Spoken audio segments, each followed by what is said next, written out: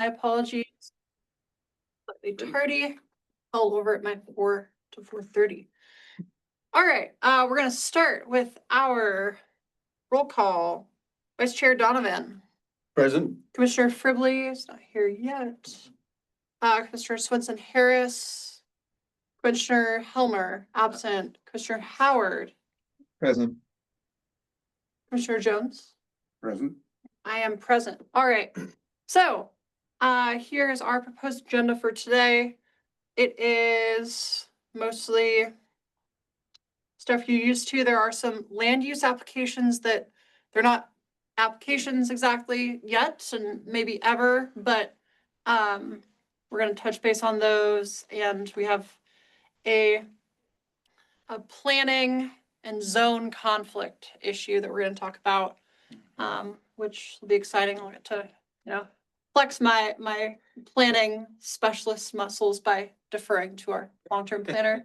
Or you're not long-term, right? Current. You're current. Yeah. And then we're gonna go to historic awards, assuming Jenna is here. And we will also start doing our brainstorming, and we want to finish that up next time, correct? Yeah. Perfect. So we'll start doing the brainstorming today, and it's on there. And we will do some prioritization, and budgeting will come after next meeting, and we'll approve it in November to be ready to go out the door.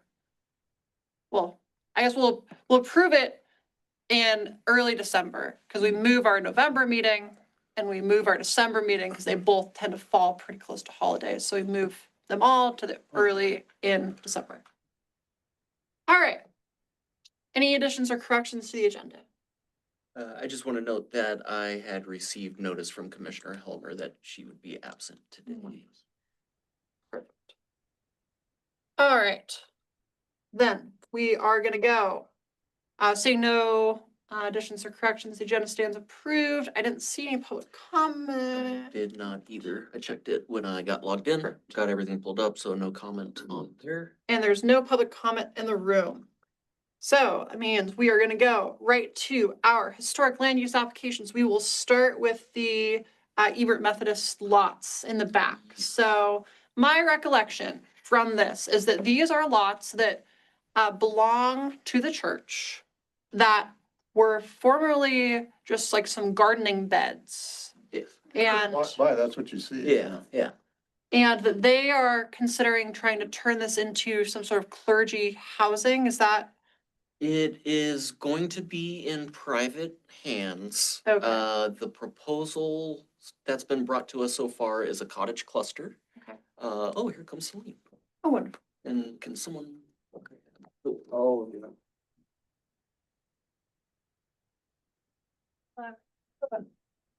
I'm only 10 minutes late. You're not far behind me. We only started like 4 minutes ago, so you're in. All right, so let me bring this up. So Commissioner Swenson Harris, we are looking at our land use applications. We don't have any official applications. We're just going over some potentialities here. So you may recall we received a little bit of a proposal in the past. I had brought this to the commission just to say, hey, there's interest in these lots. It may result in something in the future. The most recent proposal has been a cottage cluster retaining the clergy house. I believe it is a staff personnel that they are renting this to currently that would remain the same. They may do a property line adjustment to put it on its own lot.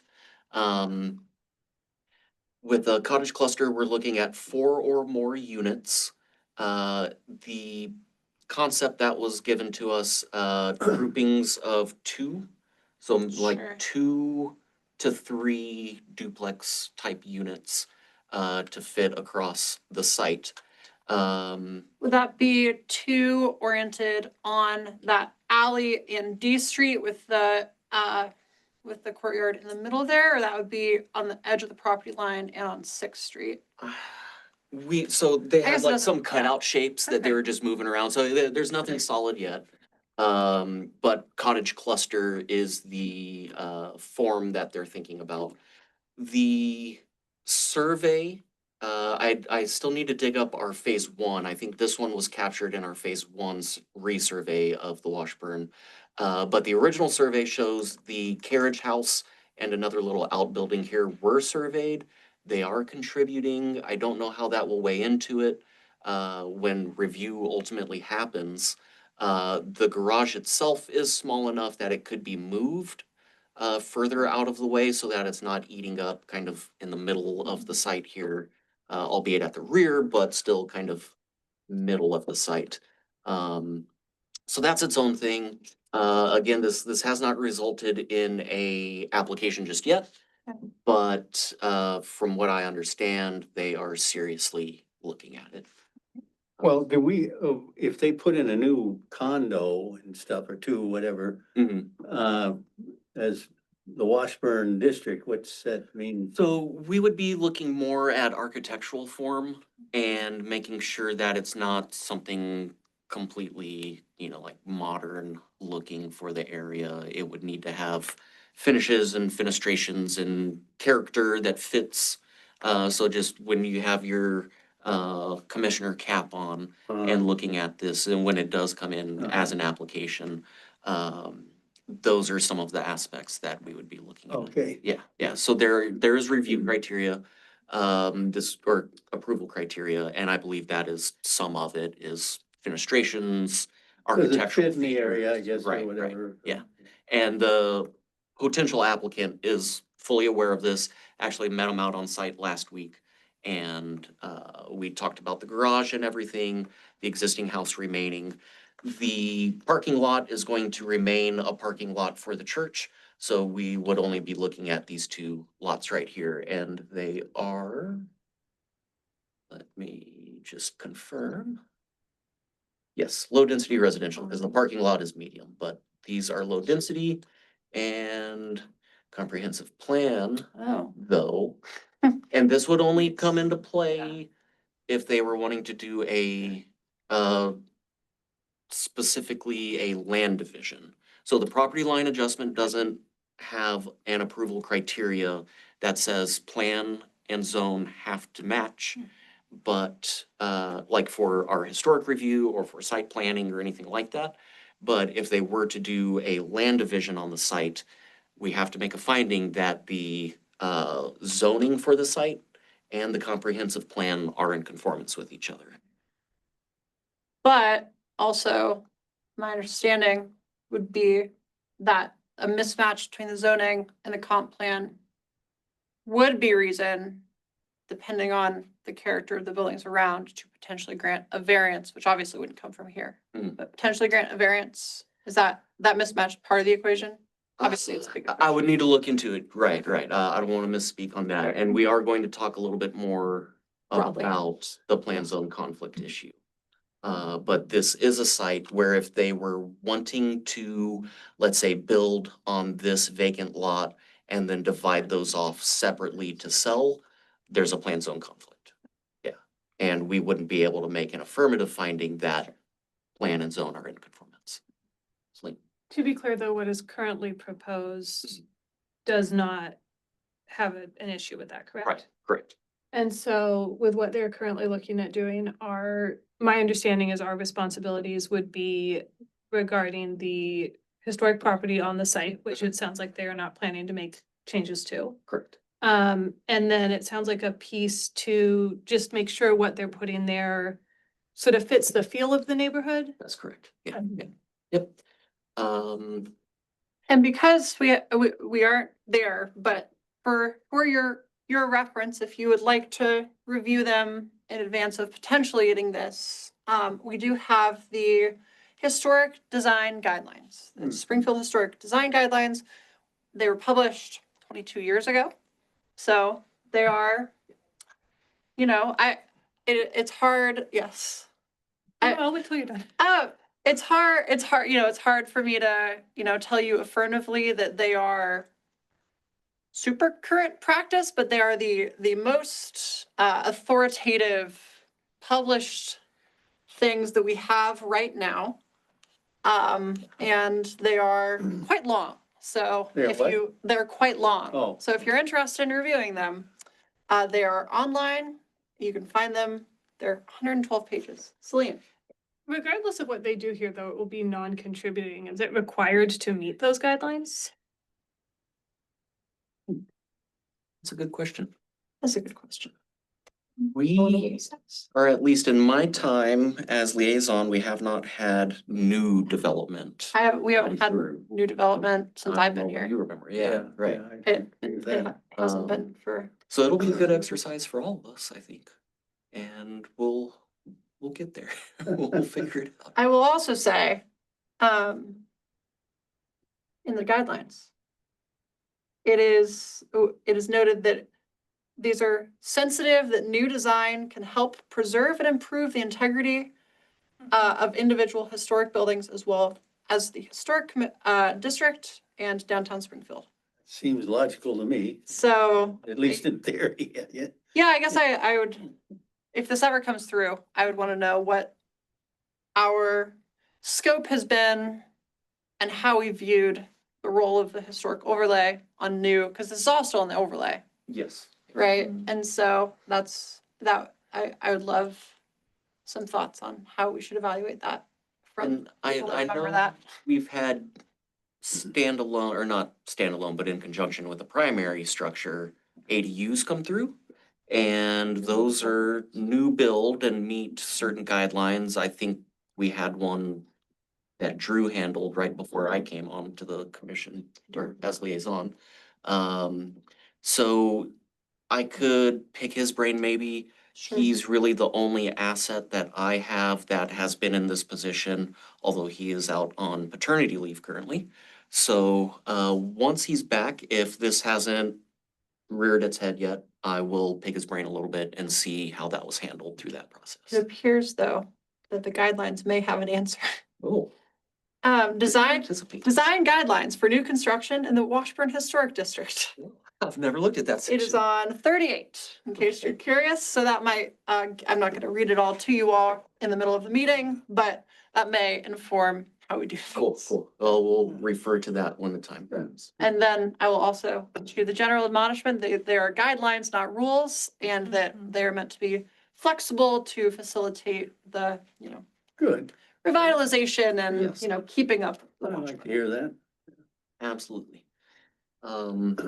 So if we can pivot now to plan zone, we did cover it a little bit here, but we have a very specific example.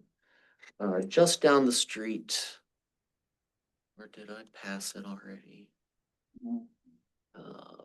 Right, okay, yeah, right here. 14. So we had a walk-in at the counter asking about partitioning this site. As you can see, Sure. a detached duplex situation. It would be splitting them to be on separate lots. But again, it's low density residential and medium density designation. Hmm. So that is a direct conflict to, I believe it's the first criteria of that approval for land divisions is it must be in conformance This complex. between the two lands. So one, that is a functional problem in real life that is affecting this property owner to be able to do that. And it puts the burden of the application, which is like $7,000 deposit for either a plan change or a zone change. There's other issues here because if they, let's say they try to go to council to down regulate this on the comprehensive plan so that it's low density, but you cannot have a single unit in, if they tried to upzone it Mhm. to match the comprehensive plan, you cannot have a single unit structure in the medium density zone. So there's an issue, because that would be Is the, it not inclusive in Springfield? Of all the lower zones? no. So R2, Okay. our medium density zone that this would be upzoned to match the comprehensive plan, because just so we're all on the same page. Yeah, I guess we should. Comprehensive plan is our long-range plan that's kind of underlying everything. Zoning would be a layer on top of that. That is for current planning purposes to say, here's what can and cannot be done, standards and regulations for that zone. So the long-range comprehensive plan is kind of what propels us into the future. So what has been designated is presumably what the city wants to see it as in the future. Yes, Um, these are all homes that are covered by our purview as a historic district, correct? that's correct. However, the comprehensive plan has them zoned as medium density. That's correct. And So did that's the you, larger, that was the next step I was Okay. going into. Yeah, Okay. yeah. and yeah, and maybe you're gonna get there. How long has that mismatch existed? So we recently had a comprehensive plan update. I'm not sure if these were designated prior to that update to match zoning or it changed in the new one. I need to, I know, at a higher level, Mark, my supervisor, has been speaking with Sandy, the long range supervisor, about this recently. So we don't have any outcomes yet on the topic. And this was a good time for me to bring it to our group to say, hey, we have some functional issues that are immediate, but then in the long range of the Washburn, let me turn on comprehensive here. We've got quite the area Huh. that it has plan zone conflict. And if it's foreseen that this is to be medium density, to me, that means those houses are going to be scraped in the future because like the infill potential, It's high. the land that is there doesn't really yield to preserving the houses and then adding more without going vertical, which then ruins the district more. So yeah, that's the long range conflict here that I'm seeing is the comprehensive plan is seemingly destroying the Washburn. What does the comp plan say about the historic overlay and historic assets? That's my first thing, because it's required to be considered in the comp plan. Bound to be a chapter on historic elements. I would need to look into that more, though. Is, with the reason the lot owner, Mhm. it would want to separate these, so if he or she wanted to sell it, is that really what the? That's pretty much it. It's Yeah. on the market. There's a sign in front of 406 that Yeah. says it's for sale. No, you have to buy the whole, And I think it's under contract by the person that we spoke Oh, to, okay. but now there's this larger issue of, hey, you might not actually be able to divide it. Celine. I am interested in understanding, so clearly the city is envisioning increased density here. Mhm. Clearly, we are currently set up in such a way that our historic district would have trouble facilitating that. I am wondering if there is anything we can do to try to better help these homeowners if they are hoping to sort of meet that Yeah. upzone idea, to do so in a way that is that preserving what kind of we makes can. sense. It's nice to work with the, Yeah, you know. yeah. And I think that's part of our broader conversation as a commission to like, how do we address, if we consider the residents of the Washburn our constituents, Yeah, how do we keep that bridged in a, conducive manner to like not displace the vision of the Washburn and the property owners there that like being there. I mean, I'm sure there's a handful that, want to develop or something like that, but Well, and I think we want our community to be able to grow as it needs to grow. And so part of that might be, how do we help people if they do need to think about an addition or growing vertically or an ADU? How can we make that easier for them to do in a way that keeps the historic homes? right. And part of that, I think, might fall under the new construction part of our design guidelines. It's not like we don't have higher density residential units like over here. Just seeing this cluster of addresses once it updates. I will say while it's updating, I guess for me, I'm also concerned about honoring, elected officials' visions and intentions. That's gonna always be a guiding principle for me and stuff like this. And so for me, that's one of the reasons I'm so interested to see for how long this has been a mismatch. Because if it's been a mismatch for, a relatively short amount of time, then, maybe this is part of kind of the long-term refinement plans stuff and, Right. but if it's been a mismatch for a while, then I guess I would worry that we aren't doing enough to try to move it along. Right, so, anecdotally, speaking with our seasoned planners that have been here for quite some time, it does sound like it's been an issue that's just been shooed off in the past, like, it's not presenting any problems right now, we're not going to address it, so it does sound like, Okay. no pun intended, but a historic issue. But, yeah, so how we go forward from here, I think will really define it as, do we want to keep the designations that are in place? Do we want to look only at those that are zoned low density and just have the comp plan adjusted to match those that are zoned low density, keeping the medium density where it's zoned medium density? Which, now that that has loaded in, if we turn zoning on, we know this area was medium density on the comp plan. And of course, you would think too, like being near Pioneer, major transit areas, you would want medium density. And then as you get further into the Washburn neighborhood, Sure. it can drop down to lower density.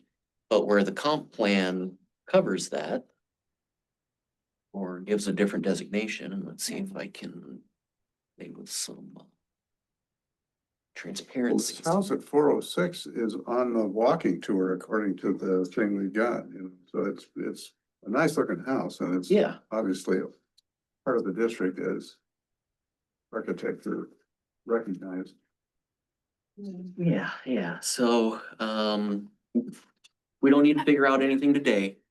I just want this to be aware that in the coming year, or maybe even more, this Yeah. is something that, do we just let it go as is? And when we get on a case-by-case basis, like we got this proposal for a land division, just tell them, sorry, no, we Well- can't support that, or what? And I'll go to Celine, but one second, before I do, I'll go to me and say that I do think this will be an increasing issue with the rise of split duplex. Yes. That like Oregon is in a place that we have never been before Mhm. in terms of right now, if it's zoned R1, you can put 2 different houses on it. And that's fine to go get property line demarcation. But if you ever want to sell one off, let's say it's, mother-in-law and it's like multi-generational on the same lot Mhm. and the older generation passes away, the younger generation moves away and they want to sell that half plot, they will be unable to do that in a way that you might in most states in the country expect to be able to, just because Yeah. Oregon is one of the first states to allow you to build 2 separate units Mhm. in every residential area. Yeah, we in- support duplexes, Yeah. detached, attached. And so I think this is, from my perspective, this isn't going to be an increasing issue, not a decreasing issue. Yeah. Celine? I would say, and I don't have a solution for how we do this necessarily, but from my perspective, I would be more interested, rather than telling people on a case by case basis, sorry, we can't help you. Mhm. Trying to come up with a way that we can actually help these people Yes. to achieve what they want to achieve with their property, hopefully in a way that means that people are able to live there. Yeah, yeah. So, I guess just wanting to voice my support for if there is anything we can do to help facilitate this better, Awesome. we do so. Yeah, I agree. We don't typically like to be in positions where we tell people you can't do that. I mean, there are hard lines in the code, but when it comes to private property ownership and development of that, we try to be as flexible as possible. And Sure. this is one of those, conflicts that, But I think it's a Yeah. conflict that exists in Oregon law. Like, I don't think that it's the specifically to the city. I think this is a 197 problem. Okay. I think its divisions have to be matched, but I'm not Right, you're right. And, 100% on and that. I don't know why Springfield would have a more restrictive code if it wasn't state law in that sense. Will do, So, but Yeah. although divisions are already so complex that I don't know why you would. Okay, anybody, oh, that's just what it is. That's what I wanted to throw out there on these topics for the agenda today. As far as our land use components go. There will be more conversation in the future. and at some point, we may need to figure out how we send stuff to the planning commission, because I know that's a thing we are Yeah. empowered to do somehow, but I don't know exactly. So. All right.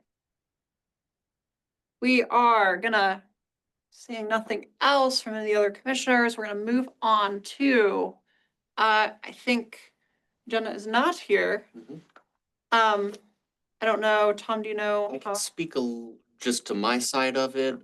From what I understand, we have had 4 applicants, 2 in each category of the Heritage Awards.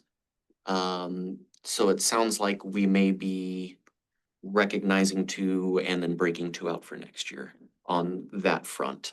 I do have us on the October 20th upbeat with the mayor for recognition of the recipients. And that's all I know at this point. And have we talked to?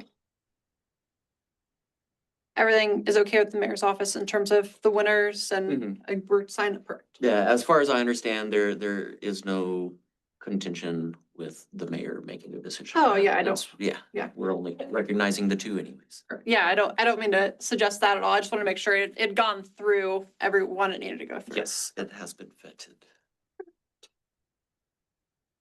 All right, it's on my calendar. Okay, and we will go.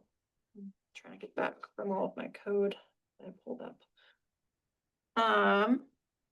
All right, so we're gonna start our work plan discussion here. So I had let folks know last meeting that we were gonna talk about this today, and we are. And as soon as I get this pulled up.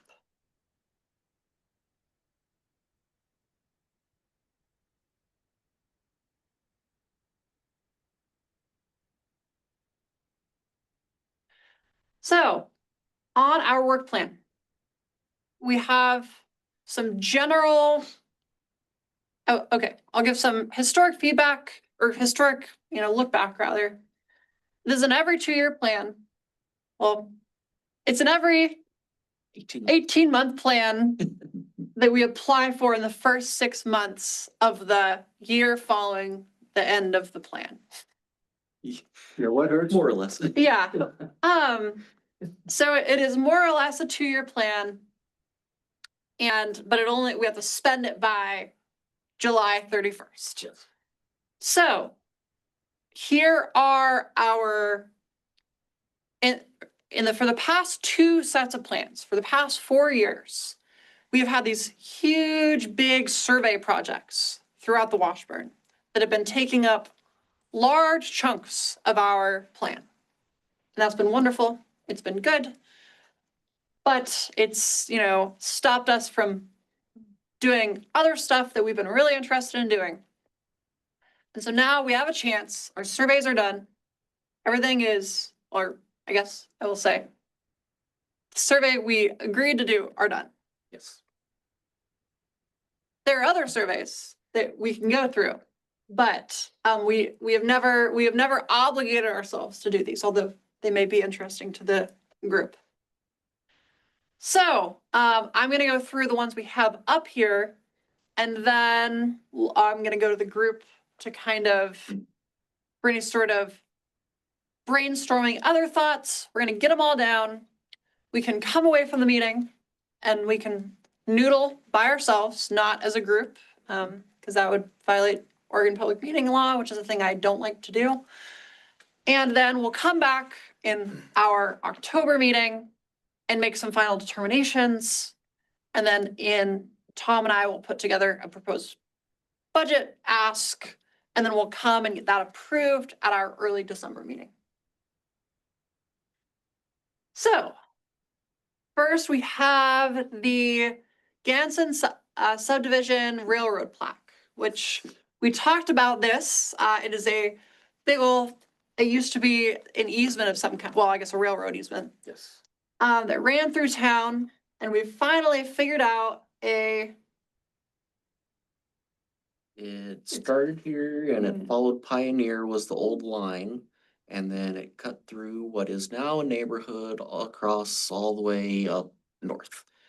So what we're specifically talking about, and this is actually in the Gateway Refinement Plan that is calling for this commemoration, let's say, of the railroad. So this strip of land has been annexed and subdivided to be a 28 unit subdivision, much to the chagrin of the neighbors. But in the Gateway Refinement Plan, it calls for a commemorative plaque of the Southern Pacific Railroad, which is who operated this rail line. Where it is placed, I think it has a little bit of flexibility, but I think we are best served possibly in conjunction with the museum to get some history, what exactly we want a plaque to say, to commemorate, to reflect the history of that railroad in this area. When this went through annexation, I attempted a condition having the developer pay for the plaque, and that was shot down by legal. So seems right. that would be in our work plan then to fund a plaque for this. When was it decided that there needed to be a plaque?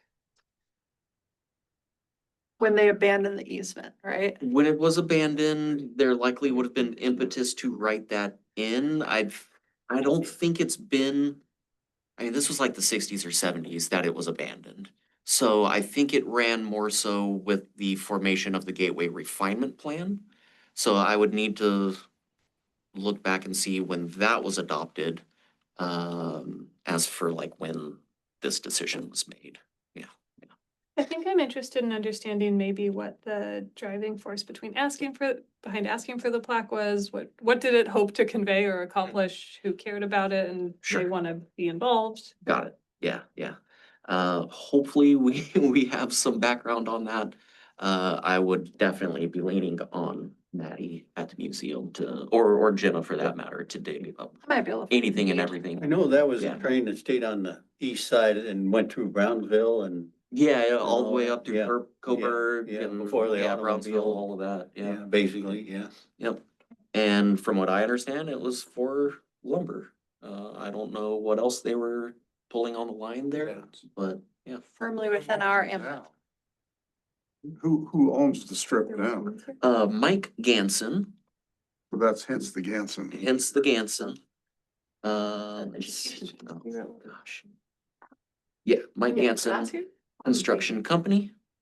And he also had purchased this house here as the circulation through this subdivision will connect here on Pheasant Boulevard. The existing house remains, the garage is gonna be demolished so they can fit the street through. It's a 60-foot right of way. They've gotten very Close on their setbacks. yeah, and it really operates as a flag lot, Yeah. so sides, because the orientation of the structures will be is my geometry right here, perpendicular to the property line, so you'll have structures attached, duplexes, some will be in a triplex format. But what the neighbors thought were backyards and back setbacks This are big actually sides. house. Yeah, so it's a 5-foot setback on this side and a 5-foot setback on this side because the long driveway acts as the flag lot Sure. configuration, which means this would be the front, or conversely, this would be the rear property line over here or front, depending on how you look at it. But the sides are the 5-foot setbacks on the sides there. So that helps So where do- not I- eat up. Where does that the 60. road runs? The road is going to be massed more to the Like elevated side? western or southwestern side, the Pheasant Boulevard side, Sure. with the houses massed on the Raleigh Wood side Okay, of the strip. Yeah. all right. Fascinating. What a development. Yeah, Doesn't they, seem like it's traffic wise a good idea or something, because you got the circles there and would you really want, I don't know, might be I don't actually know that it impacts I'm not traffic a that much traffic on the guy game, here. on the No. game farm. but I don't know that really, 28 units, there is ample parking within the strip area between the sets of Mhm. units for additional parking and stuff like that. Cause there's already, a problem out here on Game Farm with people parking along Game Farm. So the applicant and the owner definitely wanted to make sure that there was enough parking within the site that it wouldn't necessitate on-street or spilling out onto the surrounding neighborhoods. Fire or law enforcement, though, I'd be pretty skeptical about this. I think It you was could see, vetted. especially fire, yeah. They all weighed in and they are good with it. Yep. Celine, I just want to get back to to our piece of this, which Yes, thankfully the is plaque. not the design or the No. fire piece. Yeah. What is so we would be the people who would have to pay for it? Okay. Yes. What are the requirements around it? Do we have a sense of that? No. Okay. No, and Can it be as far as I small? remember in the Gateway refinement plan, it just says a commemorative plaque observing the history of the Southern Pacific Railroad. We're not Yeah. talking a whole lot of money, I mean. does No, it, does no. it need to comply with Article 2 of the code for, or sorry, with Article 2 for signs? That would be the only, I would be, that might change how we, Because it's not for commercial purposes, I don't think so. But good question, valid question, something we should know. Yeah. And then just one further question regarding this. Is there a required timeline for us to do this? No, Okay. I just figured since we're coming up on our next cycle of funding, and since this is coming to fruition, they've got their approval, subdivision's been approved. As far as I understand, they're working on their building permits. They'll be getting in their final plat to us prior to the deadline. They have a year to do that, so I can't remember exactly when this was approved, but they have until 2026 at some point. I wouldn't want to find a placement until we had that plat probably. Yeah. But after I that, guess I have to tell you, in other words, there's enough room there to put a road and some houses, is that? Correct. Yep. It does look a little tiny or. I mean, Is there any public I- space? I could see I a mean, bike path. it No looks like it's requirements for, road and houses. yeah, road and houses, it's a private road, which is why there's no need for bike lanes or anything like that. It's not a larger width right of way needed there.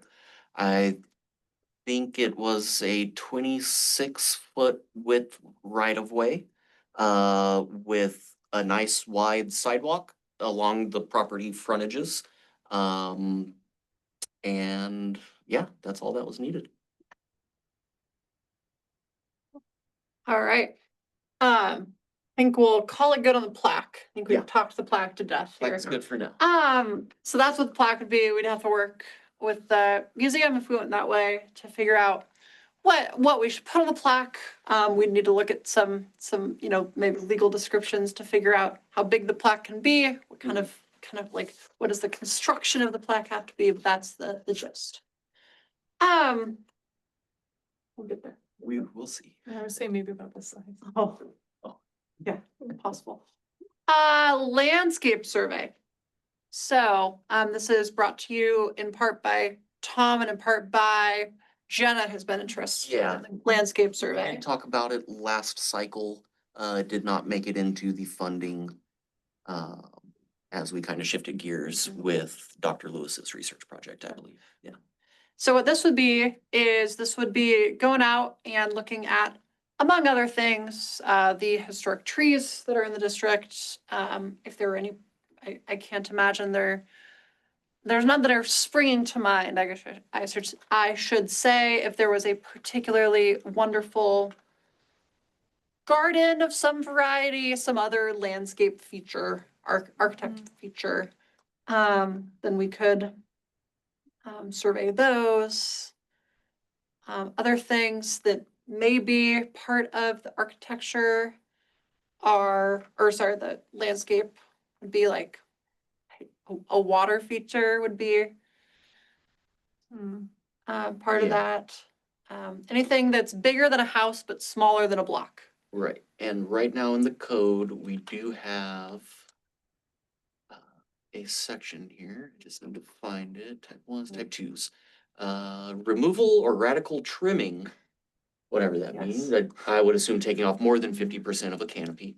Radical trimming of large established trees or vegetation, which is interesting, except where necessary for immediate public safety as determined by the city engineer, which we have had a couple of those recently, Safety like trees. last week, be approved by Stan, our city engineer, in the right of way, causing problems with sidewalks, stuff like that, typically sweet gums, which should not be street trees, to cycle those out and get some new ones in. Sure. And Stan approved those. Maybe they do the trimming on a skateboard. Yeah. Maybe that's what makes it radical. Right. Silly. So trees in my mind definitely are top of the list for that. Vegetation, I remember Commissioner Fribley speaking about like large rhododendrons, you know, things that are special to our area. Or wisteria, I don't, you know, massive wisterias. I don't know what we would classify in that list, what we would want surveyed, but trees are definitely number Trees. one in my mind. Celine. Two questions here. Yep. So are we currently in some way responsible for tree review? Yes. And that's what I'm. In the historic overlay. Yes, and that's on private property. That's where I see our purview coming into mind, and I didn't call him back today, but I do have one that may result in an application for us to review. Well, that was what I'd love to understand is, do we have a tree? Right now, we don't have a sense of the historic trees. Right. Do we have people come in needing us to review trees? Is this Never happened preventing since us I've from been being here. able to do that we Not don't yet. have? Right, so it's not clear and objective because when we say large established trees, Doesn't have to be What does in that the mean? historic overlay though. yes, For us. for us. Right. Right, yeah, for our purview, private property, in the historic district. The street trees I see, unless it's like a private tree that has fallen into the public domain. Of course, like, let's get that out of here, then the city engineer has the discretion to be able to authorize that, but if we're just talking, we have someone in the district that has, you know, a massive walnut tree, Sure. and they wanna take it out, we would have purview over that to say yay or nay on it. So we would likely have to find some issue with it as to why it would need to come out.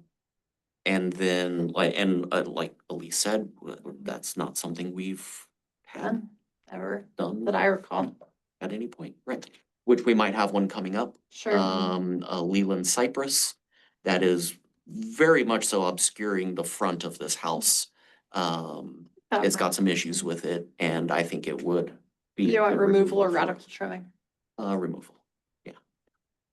And then if we were to do this, would we be trying to identify trees that, I mean, I guess I'm interested in understanding how we would define an established tree. as well as who would we, Mhm. large established trees, yeah. So from an arboricultural standpoint, we would need to likely look at the species and determine based on that species what makes it mature. If it's the size of it, some are slow growing, they could be 50 years old. Like redbuds grow really slowly and they could be very old but not be very large. Whereas cypresses, redwoods, things like that, the firs throughout the district, have a different growth rate, so their size could mean something different. Yeah. So when it comes to a tree survey, that is something like we would need to find a company that can Mhm. survey the trees, certified arborists that Sure. would create that survey for us and kind of have an idea of ages perhaps, not just where the trees are and the species, but if they could establish an age too, or even a ballpark, it doesn't have to be exact, but an approximate age, so we know, okay, this X property is proposing to remove this tree, that was in our survey, here's what the survey says. Does it match the criteria for removal or, hit these things that would warrant it to be removed? Any other questions on landscape survey? I guess, are we doing a landscape survey or were we just using We this for could. guidelines? I guess, So that's what we're trying to decide. We're trying to decide if we want to include that in our next plan. cycle plan. Okay, If we wanna ask for money to support a landscape Okay. survey. And just to add to that, certified arborists wouldn't be looking at rhododendrons or any other smaller Large vegetation, vegetation. so I don't even know who we would contact. Yeah, is it large established trees or vegetation, or is it large established trees or vegetation? Or vegetation. No. Is the large applied to Large established trees, or large established Vegetation. vegetation or, there's all of these It's in the things we would have to details. Yep. figure out. Anyway. Yeah. That we should talk to our city attorney's office if we go down this road to see how they would read large established trees or vegetation.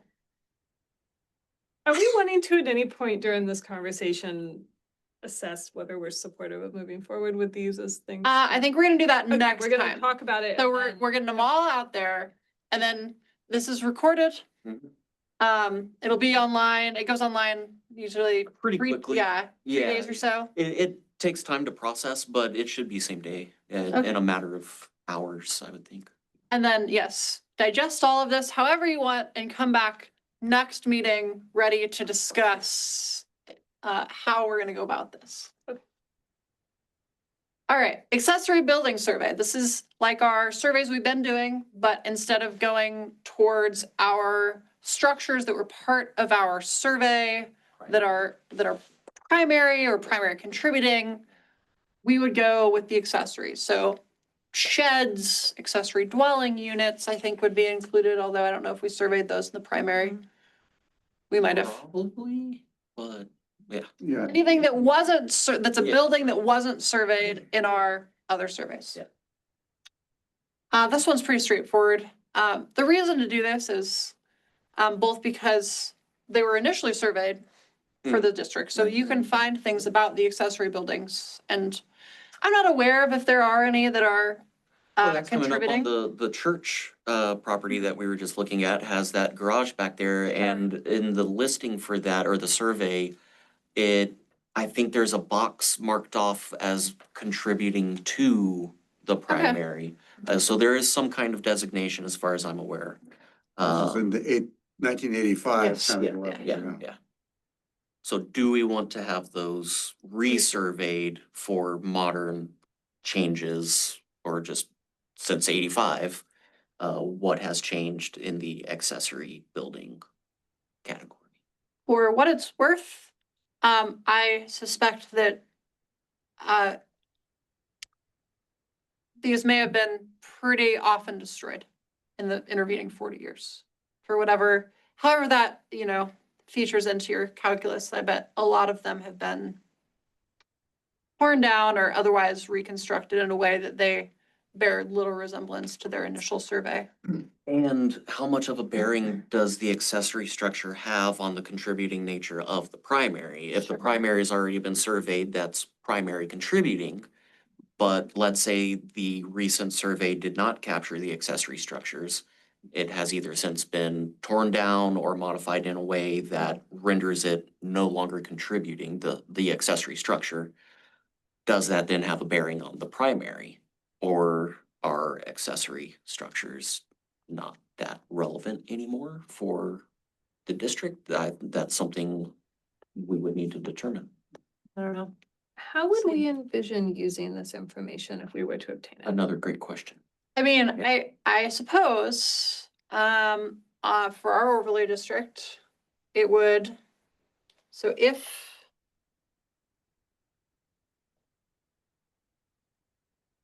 I suppose there's depending on, I guess it's all type 1. If you were gonna remove a shed, right? That would never trigger type 2. Let's see. So God we're forbid type 2. minor alterations under type 1, construction Construction modification, and demolition of accessory structure. Yeah. So, it might assist staff in evaluating, although it's ministerial, so there's nothing that says you can't tear down a shed, Right. so. Yeah. So that tells me they aren't as important because even demolition being a type 1, Mhm. It's fair. from what I understand, type 1s really don't Can't even do that with a tree. can't even do that with the trees. So they are not as important in my read of this. Yeah. And then you get the potential for a lot of conversions. Oh, true. And the thing with the, let's just say garages as an accessory structure, the foundation typically isn't poured to the depth that building code requires for a dwelling. Yeah. So it would be hard to meet that anyways. So how much of an importance are accessory structures Mm. to the functioning of the Washburn? Do we want to spend time and resources, money on doing a survey when we have other things? So that's just something y'all would need to consider. Yeah, again, all things to consider. You can ponder them. You are not, nobody is asking you to reach critical decisions today. You can do that next meeting. Go ahead. Yes, come back with your thoughts though. Community consultant. So I think this is also kind of Tom Mm. and Tom, or is it from Jenna? Possibly both of us. Okay.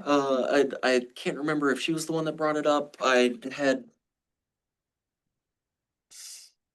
Independence, Oregon, I think we brought up, or maybe you brought it up, Gary? They come up a lot. Fred Evander out of Independence, Oregon. I can't remember if this was in relation to the community consultant, but I think we had looked at Independence as having a like consultant Yeah, I that, on retainer. I don't know if it's like a community member or, think it's. just someone that would be available to actually go out on site. Design. Yeah. Siting. yeah, For actual on-site,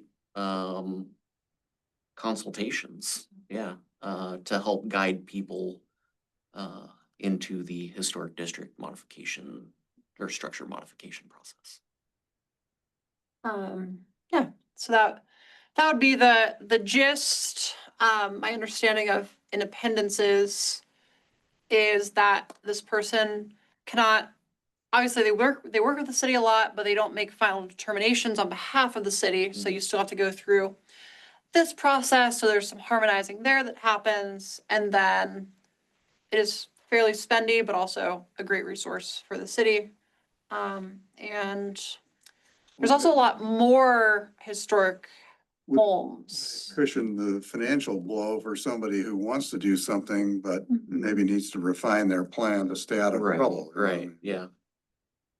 Well, that's the other, like, it can encourage people to be involved with the city in the back and forth, so we don't get things like putting in French doors where the Yeah. garage used to be. Yeah. Celine? I guess I'd be interested in understanding how widely utilized that is and what the cost would look like to us. And just the functioning of it, you know, we might need to have some research, like not just one case of independence, but take a look at other municipalities that have a historic component, and then on top of that, a consultant. How that is administered, how they're paid, or if it's like a volunteer capacity. Sure. I can't speak to the city's budget and it being like a city employee. Yeah, yeah. And then there's like me, That's a who sub, yeah. I get contacted, you know, even outside of my planner on duty. Part of my job, any historic calls get forwarded to me. Sure. But I don't have the capacity to go out to every single site in the historic district when I get a call. So that's where like a community consultant would come in handy to kind of like vet these things before they result in applications to us. Or possibly ways that they can, you know, do work that might not necessitate an application. There's certainly in the design criteria or design guidelines, you know, it does call out like windows and doors. If you're going to be replacing them, then it has to go through historic review. But if you're going to refurbish, it doesn't rise to that level, if I'm remembering correctly. It's only if you are replacing them that we have to have our eyes on it to approve materials, basically. So a community consultant could be that first line of triage of, hey, what's going on here? They would likely need to have some historic knowledge of materials and processes and things like that. And I think about like Julie with the window restoration. Yeah. But obviously she's got her business to run. But yeah, somebody that could fill a role of consultant without, you know, requiring a master's degree in historic preservation or something, you know? Yeah. So that's that. Any questions on that one? All right, we're gonna move to history show and tell. So I think this would be kind of in line with the other education events that we've been doing for the most part, kind of in line with the Julie event, but then also, I mean, we had our partnership with the museum that went well.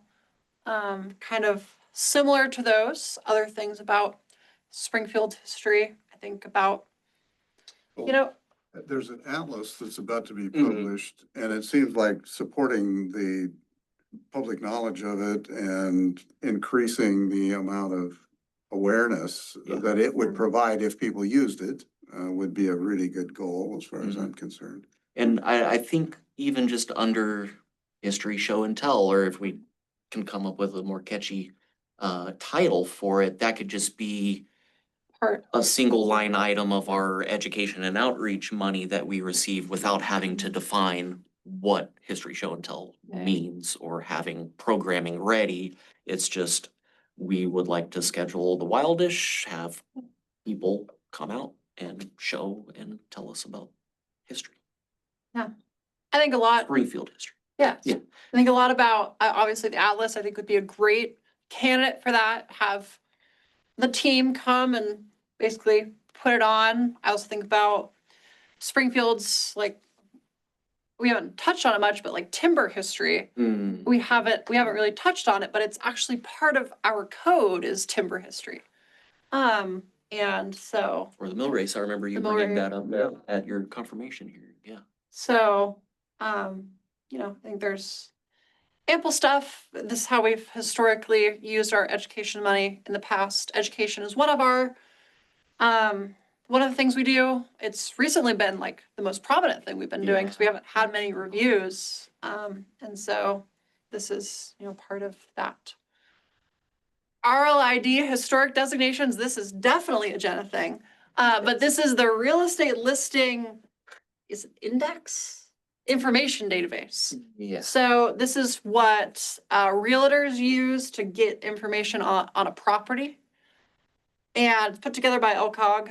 And so we would help add in various information about homes in the historic district with, I think, the goal that would make it easier in the future to sell those homes and make sure that everybody is on the same page. I'll just bring up an example Sure. while we're at it. Any one of these lots. Former VFW, which just got their occupancy for the chiropractor. Good. So yeah, open tax lot in Arlid, that brings it up to here, and you can get a little detailed property report. And this gives you all kinds of useful information, especially if you're buying a house, to go in, and if you know to access this in the first place. Hopefully realtors are, providing information like this. But all kinds of information, and if there could be some sort of designating box that, yes, it's in the historic district, or like tax lot characteristics, Should be. right here. Yeah. Year annexed, Should be. 1891. If we've got that information, we should also have information. Historic district. National Register, yes. Washburn Historic District, historic property name. And I think So what would we want to refine with that? the goal, if I'm remembering correctly, was getting there's like 3 blocks of text that are in here somewhere, if I'm remembering correctly. Again, I'm not a pro user of Arlid. But I think Jenna's goal was to try to basically give them a block of text that's short and sweet that basically says, you're gonna be in the historic district, additional requirements apply, so that future owners are, well apprised that we are here and that they can't just, gut the lot and build a high rise on their medium density residential. District terms and conditions apply, Sure. something like that, like. That was Yeah. more or less the goal, and then obviously Jenna can speak more to that when she's here. Or a link even to like take you to more information about that, yeah. I don't know what else we can do in here, because I think it's supposed to be fairly standardized, so. True. Yeah, I don't know what the standards are for Yeah. our lid, or, who we would even contact. LCOG, right? But is the tax assessor LCOG. name this, or is it who's regional land The information? land or the Lane County of Governments, LCOG. That's like a thing you'll hear. They do a bunch of different things for local governments around here. They are part of, they're their own thing. Yeah. They're not Yeah. part of the county. No, I believe they're their own thing. They're supposed to be a central Have their own clearinghouse for board, yeah. kind of like very technical things that governments do that would be really expensive for all of the little municipalities, the county, the large municipalities to do, but then when you combine it together, then LCOG can hire someone who's just, their job is, zoning and planning, and they can be technical assistants for things like that. But it's not just the tax information, it's. More than that. Oh, yeah, there's That is maintained by the assessor.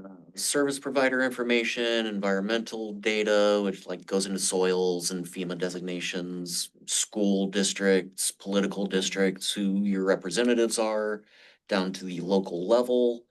And then tax history, ownership history, and Assessment. valuation assessments, down to deed history, which this is a pretty short one, but every time it changes hands typically, and you get a deed resulting, you can pull up the deed information Oh, as well. Pretty handy. So lots of good stuff there, yeah. So it's clear that the realtors got this rolling. Yes, yeah. Taxing districts, districts. all of that, yep. Celine. Yeah, I will say this seems really valuable to me. I think one of the core places that we perhaps run into issues is when we don't get the information to people about what they can do with the property that they're buying. And I think that sets everyone up to have a less pleasant Yeah. interaction. Absolutely. This should be in the disclosures. I think this whole thing is in the disclosures when you sign an escrow. Not that everyone is sitting there and reading every document of No, I haven't. of their escrow signatures, nor necessarily that by the time you're at escrow that it's particularly helpful to apprise you before you go and buy something. But it's at least something that could let them know going forward, hey, by the way, the property you're about to purchase has this. But the title companies are very firm about not promising anything on the land use side, so it helps if somebody is at least warning them. Okay, any questions about Arlet? All Are right. we supposed to be contributing this, funding it or some way, or what? So I think you have to pay to do the updating, right? Isn't that have what no I idea. recalled? Yeah, I don't know that it would be an exorbitant cost for us. Yeah. Especially if it's a one-time, like, hey, can you just have this running note to go with anything that's designated historic? And I assume this is for, I mean, this is regional land information, so I don't know what the region is supposed to be, if it's, Arlet is for all of the state, or if it's more local than that for our region. But certainly. Lane for- County, Oregon. Okay, well, for Lane County then, so then for Springfield's purposes, we would just, whoever's in control of that database would need to get in and, put in that code or, computer code or whatever it is to add into the database, our little note that we want to have with more information about being in the district. From what it sounds like, assuming Jenna, doesn't come back and say, no, we've got it all wrong. Yeah. That is not what I meant. I suspect that this may range us somewhere between free and very inexpensive. So for what that factors into your consideration, that if this really is like me getting this group's approval and me getting on the phone with LCOG and saying, hi, can we get this added? That might be a good thing to, if it costs money, be good to throw in if it's not too expensive. And knowing ahead of time so we know what to ask for. Yeah, Or how yeah. much to ask. So basically, if we decided we were gonna do that, I would give them a call and say, hey, this is what we wanna do. And then we would have that prepared for the next budget. I can't imagine it's gonna take a month and a half for LCOG to get back to me and say, this is how much it costs to update Arlet. And then finally, as I think it's kind of goes more with the landscape survey level of cost, is updating our historic design guidelines. So as I mentioned, those are from 2003 in August. So they are 22 years old now. They are, to the extent this is interesting to you, they list the historic commissioners at the time. Oh. Um, Well, I'm sure they. and our staff, of course. And it is, there's kind of an introduction, general principles, which I don't know how we would think about changing those. Those are, to me, those are something to look into changing. And this is kind of a thing that I care a lot about. Just because I think how we think about historic preservation has changed and developed in the 20 years since we've done this. And also like Oregon land use law and the way that we push as a state has maybe changed. And so there's some things to review there. Historic review process is listed in there. I am doubtful the historic review process. Well, I guess maybe there's a possibility for mismatch anyway. And then it has the design guidelines for the Washburn. And historically, when we have use these guidelines most. Someone comes to us and they say, we have some siding, and on the siding, there is this decoration. And do we need to, how much do we need to replicate in our new siding? Does someone need to come out with a chisel Right. and carve into our siding this decoration? And then we would go to residential structures and the Washburn guidelines for exterior siding and decorative details.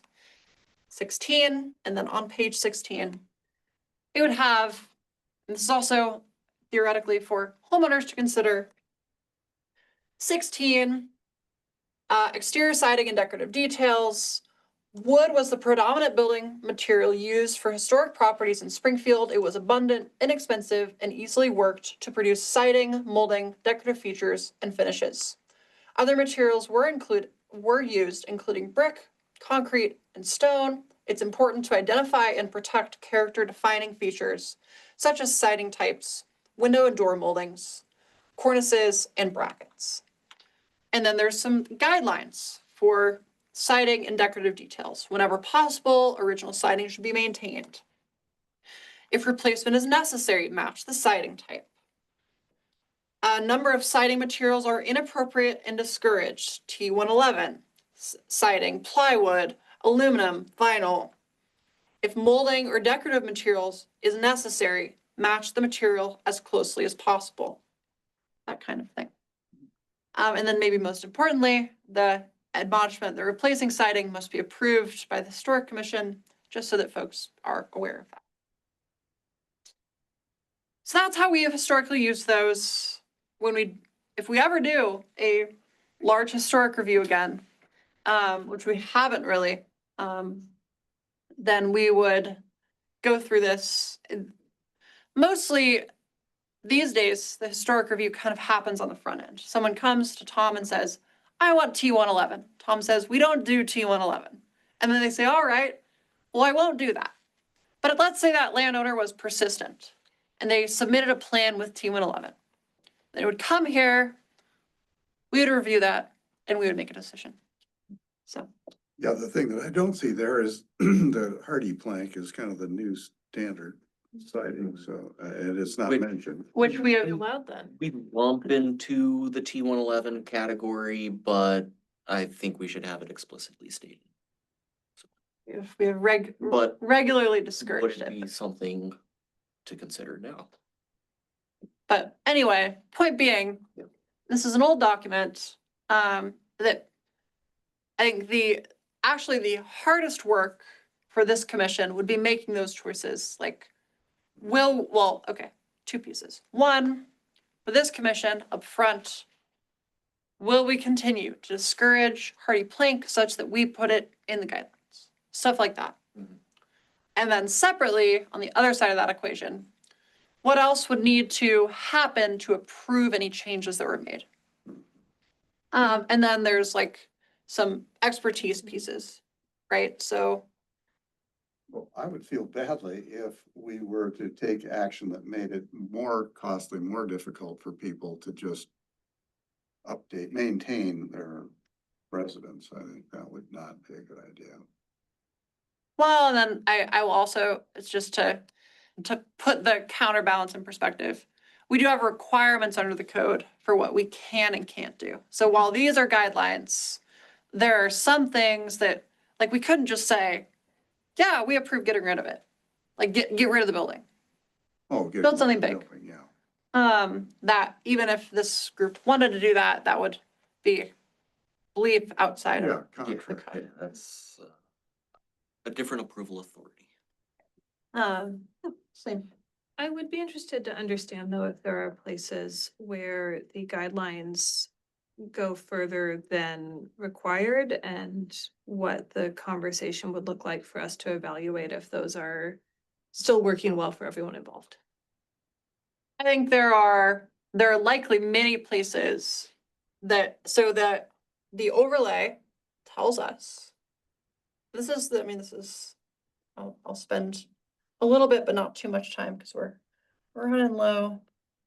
The overlay district admonishes us property owners that its purpose is to encourage the restoration, preservation, and adaptive use of identified historic landmark structures and sites, and that it implements the metro plan policies. So to the extent that there's a metro plan policy, that is supposed to be implemented through the historic overlay, Which kind of defaults to the comprehensive plan. which, now. yeah, I guess not, it's not the metro plan anymore. We don't do the metro plan anymore. Even No. that needs to be updated. Yeah. And then, so we've already spent some time in the what takes review.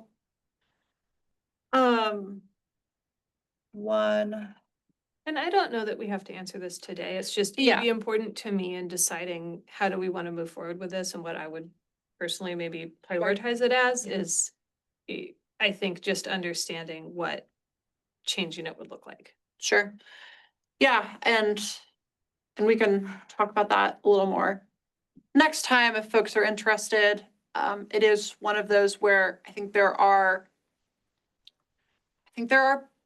as I read the code, as I read the comp plan, and as I read the overlay, I think there are places that the design guidelines go further. In fact, I know there are because otherwise it couldn't be flexible.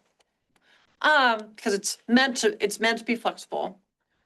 Well, if you have flex towards something less restrictive, that means that something less restricted is authorized. Otherwise we couldn't do it. And so there are places where we are doing something more restrictive than guidelines than we are theoretically allowed to do. Part of the difficulty of it for me to say, here are the ways, is that I think there are quite a few ways that we are maybe a little restrictive in the guidelines. I think that would be part of the project, would be identifying those ways and then deciding if we think those are working and to what, the other thing I've never quite understood, to be honest with you all, in our final minutes is how we ever gained the authority to promulgate a guideline that is more restrictive. Because we are not that kind of body. We are advisory. And so I guess to the extent that we are promulgating a guidebook that says, here's how we would review things as an advisory body, I guess we could do that, but I've never quite understood the source of authority to make these guidelines. And to that extent, I do worry that sometimes they're not the best tool for a landowner to go to, just because they don't necessarily reflect what is allowed. And that, like I know in the guidelines, it says we don't like stucco, but we had a property that we reviewed that had stucco at the survey, that it had stucco from the time it was built. There's a lot of old stucco. I Yeah. don't know about this district, but it's a well recognized. This was very unique stucco. And it's unique mostly because this region actually doesn't have a lot of stucco because it doesn't hold up well in the rain. Anyway, and so, but it was also had asbestos and it was falling apart because it's a special kind of stucco that no longer exists. And that we did review and we said, hey, this thing that actively is like leaching asbestos into the environment should be remediated. And so we authorized non-use of stucco, but that had that not been the case, I think we would have had a preference for stucco. Were it not were it just like traditional stucco that you can go and still find somebody to do, I think we would have had a preference for that. But it was so different from the stucco we have today that it was not a similar material regardless of how we're gonna do it. Point being, the guidelines are separated slightly from the reality of the code. And then this project would attempt to, bring them closer together. But that would be quite the project. It would need some expertise. And, we'd have to make some decisions about how we generally evaluate things. And that is all that I have. Does anyone else have any other proposals they want to? I just want to point out, I saw on my list here that did not make it onto the agenda, sign toppers and monument signs. I know they exist. Do we want to update them? Do we not want to touch that in this cycle, but just throwing that out there as another topic to consider? The historic Washburn sign On top of the toppers on sign. top of the street signs. And then at different points of the district, there are the smaller wooden monument signs. Yeah. Which there's one point that I saw someone watering their grass through the summer that placed their sprinkler right beneath it. And it's wood, so I can't imagine that's gonna hold up well. And just watering it day in and day out when they turn it on. So, but just something else to consider as far as work plan options for the next funding cycle, if that's something we wanted to tackle or not. Yeah, so signage related to the historic district would be our budget, our thing, yeah. The railroad plaque, so what did we decide, I guess? We're gonna make all the decisions next meeting. I knew we wouldn't get through all of the things and all of the decisions, so we're gonna do decisions next meeting. Oh, Ponder on whether or not under. you might want a railroad plaque, especially if it is quite small and might only cost us $700. Oh. That's the requirement, and there we go. I think that'd be, I really do think it'd be cool. I think it would be too, but I'm also a big fan of complying with the city's obligations whenever we can be of that use. Absolutely. Any other parting thoughts before we go? All right, I will see you all in October. Oh, I am so sorry. One other thing. How does it sound for everyone to move this meeting to 5 instead of 4:30? 5 to 6:30, or we just do the hour? Do we slide it or do we condense it? I think we can condense it. We almost never use the hour and a half. Almost. Well, yeah, I don't see any personal 4:35, certainly won't affect me, Okay. I guess if. My wife will not be pleased, but it'll be fine. I mean, Well, we don't wanna hurt matrimony now. It's true. yeah, we, I don't want that on my conscience. okay, well, we did just have our 57th anniversary. so- Congratulations. I feel like the October meeting could be another longer one as well. Yeah, the We're gonna be October discussing all of the plans that we might have need to be pondered for the last an month. hour and a half Yeah, 90 minutes. And then if we wanted to transition to an hour after moving that. forward, I think that would work. And I'd certainly be amenable to that. We could rent Gary a motel that night and he wouldn't have to worry. It's the bigger doghouse. Right. Yeah, a bigger dog, yeah. Okay, I think we're gonna do 5. Okay. We're gonna do an hour and a half in October, but we're gonna condense it to an hour thereafter, so that we don't lose any time in the day. On the 21st. 5 in October or 4:30 start? Is it okay to do 5 and then still do an hour and a half to 6:30? Yeah. On that day? I'm fine with that. That's 6:30 is the time. Then thereafter, we'll go to 5, or 5 to 6, rather. And that would be, Fine with me. Is that the 21st? that I is believe so, yes. The 4th. 4th Thursday, Tuesday. Tuesday rather, 1, 2, 3, the 28th. Oh. That's it, yeah. Yeah.